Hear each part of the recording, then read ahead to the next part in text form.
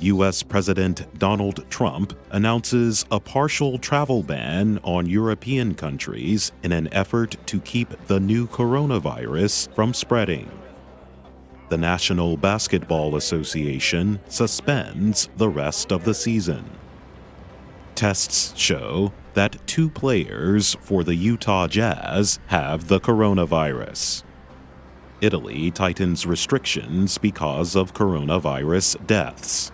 Prime Minister Giuseppe Conte ordered all businesses to close other than supermarkets and drugstores.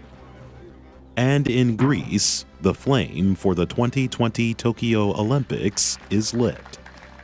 The International Olympic Committee says the Games will go on as planned.